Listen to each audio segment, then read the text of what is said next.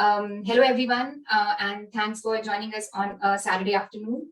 This is Shambhavi. I'm founder of Mentor Me Good, where our mission is to help people land their dream jobs in tech. And today I have a very special guest. I have Nagappan, who is also very passionate about helping people break into product. The objective of this is for you to understand what is product management, because there are a lot of myths, a lot of things going on in the industry. And I would want to tell you about the raw side of product management, not only the cool side, because a lot of speakers talk only about the cool side of product management. And another thing is, like, by end of this webinar, we expect you to decide that whether product management is for you, and if it is for you, what are the next steps. So that is our objective. So saying this, let me share my screen and get into the presentation. So first of all, if you can see this, right, that there are two people, and you can see in one side, you can see that a lot of people, a lot of chaos is happening. And other side, someone is giving a logic and reasoning and then converting that chaos into a very structured thought process.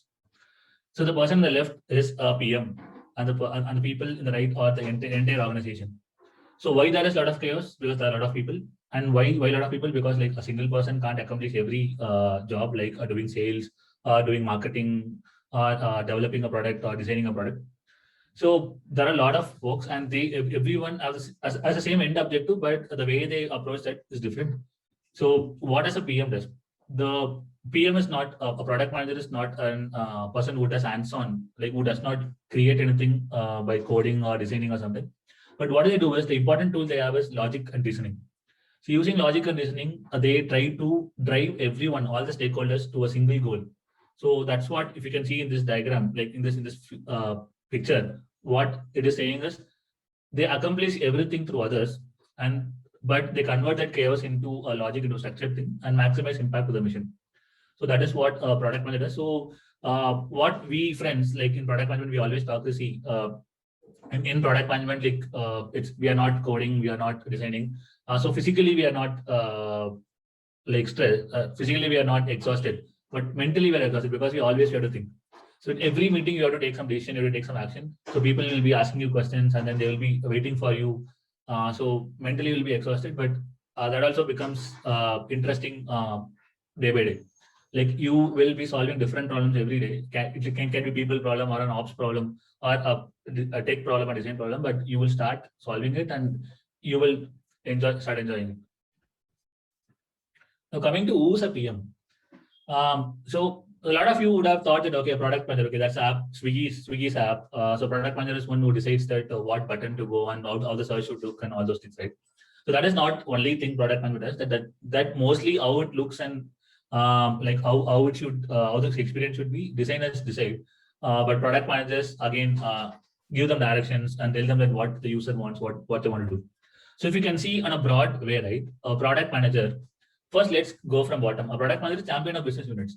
At the end of the day, unless otherwise you're working in an NGO, you are not doing social service. Like your company or your business would want to make some revenue and eventually make some profit. So you always run towards a business objective. So you are a product manager is a champion of business unit. Then another thing is, like, you always take a customer lens. Product manager always takes customer lens and solve for the needs.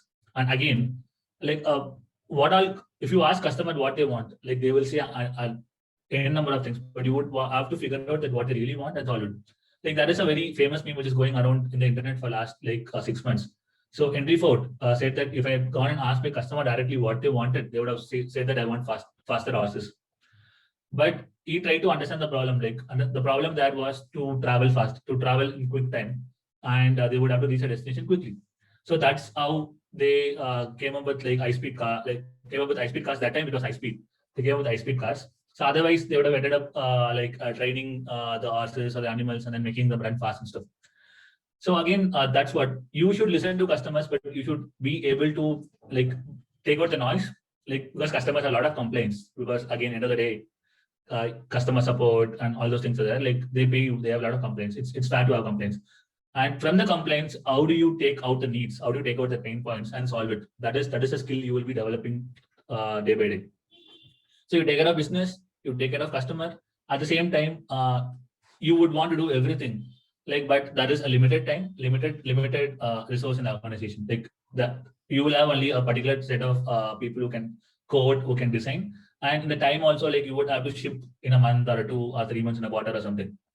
So that's what you people would have seen, right? Like it's a very simple feature. Why Swiggy is not doing? Why Uber is not doing this? Like why Uber took so much time to introduce OTP? Like always, what an organization does is they prioritize features according to these three things. Like that will it work business objective, and is it going to solve our customer need? At the same time, do we have time and effort, and is it worth prioritizing above some other need, some other customer need, some other business objective? So that is what a PM does. Like PM tries. That is no set rule or a set framework on how we can decide this. But here with experience or with thought process, they do this. And now getting into what we do. So we do not only decide that we not only decide what will be in the customer facing app. So if you say that, for example, in Swiggy, the products, there are multiple products. So the customer facing app, the mobile app is a product, the web app is a product. Then the customer service, the way they receive the call, they chat with you, that's a product. Then the delivery executive will receive the order, they will go to the hotel or restaurant, they'll pick up the food. And that is also app. Delivery executive app, that's also a product. Then the restaurants, the way they receive your orders, restaurants, how do restaurants know that, okay, a person has ordered, then we have to deliver it now. So that is also a product. Like product is not only what a customer sees, end customer sees, like multiple places we have products. For example, to give an example, in Flipkart, there are 200 product managers. If you feel that customer facing app is the only product, then that should be only 2-3 product managers. So, but they have 200 product managers because like, they have multiple in the entire value chain, like starting from a customer ordering till the order goes to the Flipkart system, then it goes to the warehouse, and they pick up, the delivery agent brings it and then comes and gives to you until they mark it done. And even after they mark it, then if you have some issues, you would have to return it back. That's a return product. So like entire value chain, every touch point where we can use technology to improve efficiency and solve our customer needs, a product manager will be there. So early stage product will be solving some problems manually, but after a point, what will they do is they will try to automate it, bring in technology and stuff. For example, when Meesho started, so Meesho's philosophy is for 2 to 3 months till we get the product market fit. Product market fit is till we know that this product will sell in the market. They do it manually. They started with WhatsApp groups. They help people to sell through WhatsApp, through some UPI, Paytm collection payments, and after that they got into building the product itself. So this is how early stage startups also do product. So what do we actually do? We set the objective goal for the product project. First, we start with setting objective. Like we don't blindly go and start implementing something. Then we identify the problem and needs of the customer. Then we define the market and the customer. Who's the customer? What is the market? We understand our competition. For example, in case of AZPay, PayU is a competition, Cashfree is a competition. There are multiple payment gateways. So we always try to understand what they're doing, like how they're doing it, how they're solving it. It's not only in a competitive mindset, but also to understand that what's happening in the industry. Like how can we add more value to customers like our competitors do?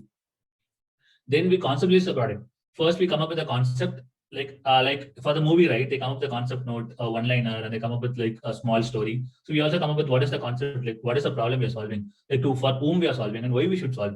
Like how can we solve it? We come up with that concept note. Then we try to go into a detailed spec. So we write, okay, what are the features to be developed, and then we write. In each company, write in a different way. Writing is an important skill of product manager. Write in a different way. They try to write in the way that which their developers or the designers or the stakeholders will understand. So, for example, Amazon has a 6-page memo kind of a writing. Then at Razorpay, we have something called concept note plus user stories. And in different companies, in some companies, they have something called PRD, product requirement document. So it depends on the company culture and how people inside the company understand. There is no one set thing which is great or which is not good. But what we have done is, as always worked out for us, first what we do is we write a concept note, we release it to all our stakeholders, we take the buy-in, and then we get into, we will brainstorm with them. We would have missed out something, we get feedback from them, and we get into a detailed feature level writing. And after you write, what you do is you launch the product. Like something like go to market, you launch it, you work with the marketing team, you launch the product. And after you launch the product, what you do is you measure the success. Like you set up dashboards, you see the metrics, how it's moving. For example, if Uber once they launched a Uber Pool, Like they would have monitored that how many rides are being taken through one pool, like how many people are switching from Uber, go to Uber pool, like what's the revenue they're increasing because of Uber pool. All those metrics they would have been monitoring. And finally, if something goes down, right? For example, you're making some change in a Flipkart app, like number of orders every day is going decreasing. Then you do something called root cause. You go and find the root cause, why it's dropping, like what happened and how can we solve it. So this also like every day when we start with, right, we start seeing data, like how is our metrics doing and what's happening, and then what can we do to improve it. Finally, you evangelize the product. Like you are your first marketer. You try to evangelize. You try to talk about it internally as well as externally. So, and a very important skill which you have is stakeholder communication. So stakeholder communication is like not only about talking to them, also communicating to them like why you picked up some feature, why did you build something, why you're not able to build something. And your stakeholders will have hundreds of requirements from you because, for example, a sales in a B2B company, sales is going and selling to your end customer, to another business. And sales people are your frontliners. Okay, like in frontliners, they would be knowing what the customer needs, and when the customer asks something, like they won't try to analyze why the customer needs what they want. They would want to make the customer happy because that's what sales people do. Sales will come and tell you that okay, this is what I need. So, but it's your responsibility to make sure they understand that why you are not building this, how they can go and communicate to the customer, and why you are prioritizing something else before this. Like you should not say straight away that okay, I can't build whatever you ask. You should try to reason out and tell them that why you should. That's why stakeholder communication becomes a very important thing. Otherwise, you'll end up fighting with everyone. Like even in start of my career, I did that. Like I used to think that why these people are not thinking. So because that's not a job. That's not a job. Like thinking about what to build and stuff, it's my job. Thinking about how to sell is their job. So that is how like I've also improved throughout my career, and now I'm very good friends with sales. And if I tell something, I build the trust to them. If I tell something I can't build, they will understand. If it gives because I'll give the reason to them, I'll give the logic to them. And now getting into like the classic thing, right? Whenever people say that any like webinars or YouTube videos I've seen, people would say that you are here. Like actually you are not here. You are not an intersection of UX, tech, or business. UX, tech, or business is just the functions which enables you to build a product. Like you are not intersection of all these three because like you don't do all these things. You are an intersection of product and customers. Like you build a product, what your customer needs. So using that both, what you do is you work with these people and try to build it. So you are here, your intersection of product and customers, you're not intersection of UX, tech, business. So if anyone says in the future that you are here, then question them that what I do. Like, do I do some hands-on work? No. Like, but what I do is I try to understand my customer needs more of a psychologist. Try to understand my customer needs, then I try to build some product and I drive people to build it. That's why I'm here. So what we don't do, like a very interesting question, which I always get from people. And then I also had this kind of questions before I went into product management, that we don't do coding at all. Like very few companies, like, and if a product manager is interested and they are from a coding background, they try coding, but we don't do coding. That's a separate team, which is like given salary, and then like with a very big team, which has the managers and stuff, like engineering team does this. And mockups, we maximum we do wireframes, like either paper wireframes or we do some tools like Balsamiq or an PowerPoint presentation, but we don't do mockups. Like clickable mockups and everything is done by UX team. Maybe in a very early stage startup, you are required to do it, but in a decent 2-3 year old startup, there will be a separate person who will be doing mockups. And final one is you don't sign deals. What you do is you help the business development team to sign deals. They will have some questions in commercials, pricing. They will have some questions in product features. They will have some questions in positioning. You help them to do that, but you don't go and sign deals. Finally, signing deal and the responsibility lies with the sales team or business development team. And you don't plan PRs. Again, you enable people to plan PRs. You go and tell them that, see, I am launching this product. I want this much visibility. How the visibility is coming? Like, should I do an interview or should I do a blast in the social media? How do I do it? A communication team or a PR team, they do it. Like what you do is you put in information to these people. They are the executioners. You put in information. You try to work with them, and but you got to understand all these things. Okay, it's not like you don't do, so you just give to them. You should understand this because you have to give them inputs and you have to drive them to do it. Because you are the ones who will be working with everyone. You will have a very high level idea of what everyone is doing and what are the constraints of everyone else, so that you should be able to drive this. And another thing which we always check in interviews is a product manager should have a breadth of knowledge and depth of expertise. What does that mean is, like, they should be understanding the entire domain. And again, when you go into a company, they don't expect you to understand and come. After you get into a company, maybe 2 or 3 months, you understand the domain entirely. You should know what is engineering, then what is design, what is data, what is analytics, and or how to sales done. But you should have a depth of expertise. Like for example, I anchor on data analytics because I have analytics background, anchor on data analytics. Like one of my friend, like he likes design really well, like he anchors on design. And that is another friend of me. She anchors on user research. Like she likes user research and she anchors on that. So any one skill you have to anchor and you have to show that like you can do that better, even if you're given an individual work, you should be able to do it. And important thing is relentless learning and unlearning. Like you should not always go with some bias that okay, I did that, I did in my previous company, I did that. Like, because the whatever you have, like the surrounding things and then unknowns, uncertainties are very different in different companies. So there are multiple factors which decide what's happening in a company, in a product. So you should always be ready to unlearn what you learned in another company, come and learn this company's culture and how the product is built and what they're doing. So I'm not asking you to unlearn the functional skills like a thinking process or problem solving. I'm asking you to unlearn like the way it's done in any company.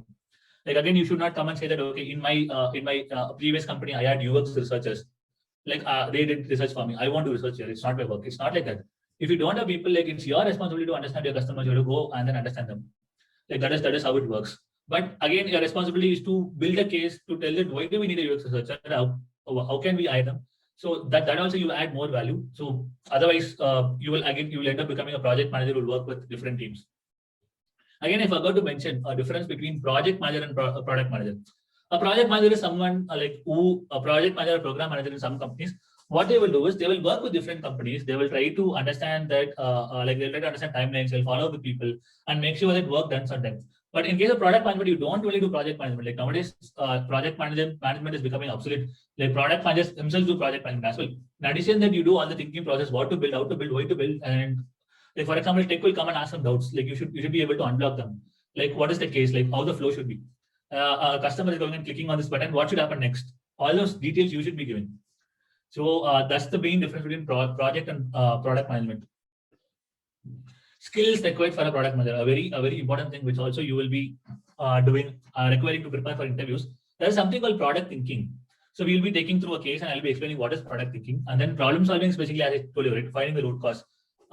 Then my metrics are decreasing. What do I do? Like I would have to get more markets, or what can I do? Something like that. And customer understanding, it's more about research. When talking to customers or doing a survey and understanding them. Tech understanding. Again, you need not be a techie or don't need any tech background, but you understand the tech people's language. Very simple things like what is a web app, what is a mobile app, what is front end, what is back end, how does front end communicate to back end, and what is an API. So very simple terms in tech you should be able to understand. Data understanding. Data understanding, again, it does not equate to knowing SQL or Tableau or something. Tools can be learned in a week. The way you think about data, like what are the metrics? Like if I'm solving, for example, MentorMeGood is doing a course. What are the metrics? Like number of customers acquired, number of customers who are successful. After the what will be the end metric? Number of people who attended this webinar. Like how many people decided that product is for them or not? Like how many people then started putting efforts and how many people finally became a product manager? That is the end metric. That is why this webinar is being done. So product managers should be able to identify what is the metric they're going to build for. And people stakeholder management, I spoke a lot about people stakeholder management. So I think that we can take up in questions if you have specific areas to answer. Then coming to a case, I will explain product thinking through a case. Let's take you are a product manager at Swiggy, and Swiggy has recently launched 2016 in Bangalore. And now what they are asking is you would have to design an app for Swiggy delivery executives. So Swiggy delivery executives, the Swiggy app is there. So what you do is, how do you start is you first start with the goal or objective. Your goal or objective is to onboard more delivery executives. Why to onboard more delivery executives? Because generally you'll be able to serve more orders. And again, another sub goal is to onboard delivery executives with less than manual intervention, self-serve. So again, one assumption I'm taking is launch location is Bangalore. Now first of all, what you do is you start thinking who's the user persona, because like again, you can deliver, I can deliver, anyone can deliver, but the delivery executive has a particular persona. Like personas, what kind of a person they are, like who are the customers whom we are building it for. So if you see Swiggy delivery executives, the gender can be male or female, but we will stick to male because we are launching it for the first time, and mostly 98% of people are male in who deliver food. And age is 20 to 40. Why 20 to 40? Again, well, defining persona, I could give reasoning for every point. 20 to 40 because people like only people above 18 have license, and but we are like giving a buffer of 2 years so that people get license in 2 years. 20. And 40 because it's a more physical job. You have to travel throughout the day, and we are assuming that people above 40 may not have the physical strength. So we are assuming that most of our most of our target segment will be 20 to 40. Now going to education. Education is greater than 10 and working on your smartphones. This is because these people needs to communicate to others. For example, if you take case of Uber, Ola, right? They need not communicate. They have to just know, ask them which location where to go. In case of Swiggy, right? They would have to first understand which food, which restaurant, go and ask the restaurant, get the food, then come and also talk to the customers. If something goes wrong, talk to them. So this is so we require a slightly higher educated people when compared to Uber, Ola, and working on the smartphones because they're going to use smartphones. And then we're looking for someone who's looking for a part-time, full-time job. So no, they are either not having a job or inconsistent job at the moment. And a very important thing is they should know driving. Without knowing driving, they can't come and deliver food. And they also should hold a driving license because it's a mandate. So this is how I define my user persona. And again, they should understand Indian, Kannada, and manage English. Because we are just doing it for the first time. We are not mandating English. We are just looking for people who can understand Indian, Kannada, because in Bangalore, these kind of things will work. Now coming to pain point and needs. Then after I know the customer, I try to define the pain point needs. Like here, I have just given a representation. I have not taken all the pain points. I'm just trying to give an example to people. How do we do a day-to-day basis? How do you solve a problem? So these people have a pain point. They drive throughout the day, and they may not know all the address locations because they may be new to Bangalore, and they're difficult to use app while driving. That can be a pain point. They may not know to read fluently in English, and they may not understand complicated functionalities. Like a person who's doing engineering or an MBA or working in a corporate company, they may not understand complicated functionalities, and they may not know what to do in case of emergency, like food spill, bike punctured, etc. These are some of the pain points. Like that can be different pain points. You can categorize them into different categories. But I'm just trying to give you a flavor of what we do at product management. And user journey. Coming to user journey, like what they should do, they should install the app, register. They should receive notification from Swiggy, where to pick up the order and where to drop it. Like I'm trying to first put myself as a user and see like what else should happen. Then if I'm a delivery executive, I will go to A, pick up the food. That is the restaurant. Then I'll go to B, drop the food. That is the customer address. Then what I do is I will call A or B in case I'm not able to find the location. I'll either find the restaurant or if I'm not able to find the location, call them. I'll call the customer if I'm not able to find the location. And once delivered, once I go and give the food to the customer, I have to mark then against the order, because then only my Swiggy customer support team will be knowing that I've delivered the order. So if the customer comes and asks them some questions and stuff, they will be able to see. You would have seen this, right? When sometimes you would not have got the order, but it would have been marked 10. Then you will call the customer. They will say that at this time they marked and they have kept the order that security place. So we can go and pick up the order from the security place. And after that, the delivery executive should be able to view the number of orders done and revenue details, because that motivates them. They will know that how much they're earning every day. And after I get all these pain points, what I do is I prioritize. How do I prioritize? A very basic thing. There are a lot of frameworks that people use, like RACE and that and this bus and stuff. But I don't believe in frameworks. What I do and most of my people in my company do is a very basic thing: impact versus effort. So impact is nothing but impact is in terms of North Star metric. By North Star metric, what I mean is in case of Swiggy, it's number of orders delivered. So North Star metric is a metric which you are trying to achieve. For example, Mentor Me Good, this webinar, North Star metric is number of people who got into product management. That is a North Star metric for them. And impact in terms of North Star metric or efficiency or time saved. And effort is not only development effort, but also everyone's effort, like your brainstorming effort, your speaking effort, everything. Then we try to put them in this quadrant. So it's very self-explanatory. You can see that if it is high effort and it's low impact, then it's a money pit. You should not prioritize this at all. Like there is no point in building this, unless otherwise it is because it is a compliance thing or it is a security thing. You should not put time here. So compliance is because if you don't follow the compliance, your company's license may be pulled out. And security is because there is okay, security also will become high impact. So only compliance thing. Then low impact and low effort. Here, these are called low hanging fruits. You can just pick it up and then do it whenever you want, because these have incremental success. And next one is high impact, low effort. These are easy wins, like super easy wins. You should do this first. And finally, high impact, high effort, big bets. These should be like long-term projects, but you should be running these also. And using this simple framework, like I've tried to prioritize the features I'm going to build. So both of the things in red, I'm not prioritizing because ease of use and simply works. Like initially for MVP, for minimum viable product, I will try to get people who understand your work and stuff. So I won't put more time here. And one of the support initially also I'll try to take people who can manage with English. So I won't be putting time here. I'll be putting time on onboarding flow, navigation, voice support, call support. This I'll be putting on time. So here what I'm doing is I'm now I treated it holistic. For every point I showed in the previous slide, I'll be doing a detailed flow. Now I'm trying to take one flow, onboarding flow. I'm trying to show you how I will solution. The customer has to install the app. So after that, they have to sign up using mobile number OTP. I should have an option for this. Then after they enter the OTP, I will collect personal details. After that, I'll collect documents, proof of identity, proof of address, driving license, bank account. Because again, if any problem happens, Swiggy is responsible. Then after that, we send the information to ops team for verification once they give all the documents. And once verification is done, we onboard the customer. This is how it happens. This is how we do the detailed solutioning. And then afterwards, design team comes and designs, then development team develops. That's how it happens. If there are any questions about product thinking, we can take up in the Q&A session. And then now next coming to, do you need to be a techie? A very important thing, no, you need not be a techie. As I told you before, you need to understand the language. The key areas where you need to understand is like T-shirt setting on the project. For example, when you start, right, I told you about efforts. Like you should be able to say that, okay, how do you do T-shirt setting is like either we do low, medium, high, or we say that S, M, X, L, XL. Based on this, we try to prioritize. So to know about the size of the project, like what is the effort you're going to do, you should have that idea. Otherwise, what will happen? Your engineering team will come and tell that this will take 2 months. Maybe it would take only a month. Because you don't know, like they can make a fool out of you. You should know that. The next is ability to work with engineers. Like they speak a different language, right? They speak tech language. You should be able to understand from them and try to talk in the language. Otherwise, it becomes difficult to communicate. So, for example, they say, right, like when if 2% does not speak the same language, difficult to communicate. So you should understand the language and communicate in the language. And then understand the tech stack. Again, understanding tech stack, you need not understand from outside. Once you get in the company, you should understand what are the systems. For example, for storage, they use AWS, or they use Google Cloud, or they use Microsoft Azure.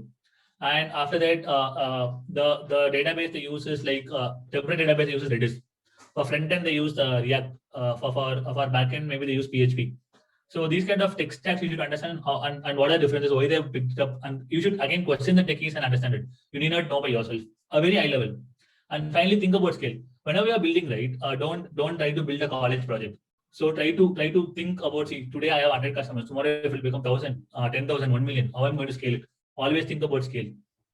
In terms of design as well as tech, work with them and tell them that, okay, how you can achieve this is you have to project, you have to know that how many customers you're going to get in the next 6 months. And you should be able to tell your engineering team that, see, this is how I'm seeing the growth. So you make sure that you build the infrastructure that way. And also for design team, you say that this is how I'm going to see the features in the future. So you should be able to build a design which is easily expandable. And finally, challenges coming to this, like customer empathy. You're not your only customer. So what happens, what a classic mistake early stage PM does is, they end up thinking that they are the users and they build for them. For example, if you take this delivery executive app, right? If you think you are the delivery executive, you build for you, actually you are not a delivery executive. Like people with lesser education and then people from a different background are delivery executives. So you should have customer empathy and influence without authority. A very important challenge, like no one reports you. Like you are a manager, but you're a manager of the product, not people. So, but you would have to influence them without authority. How do you influence? Again, you use your important skill, which is your logic or reasoning. And then predict what next, what you have to build. Like that is a little bit different because you have to be ahead of your competition. That is never enough time. Always, if you try to build the perfect product, you won't ship it. Shipping is always greater than perfection. So you should always ship and then perfect. And product is never finished at all. Like even if you see today, like company like Google or something, like we will have some complaints. Like product is not finished. It's an iterative process. Yeah, with this, I am coming to the end.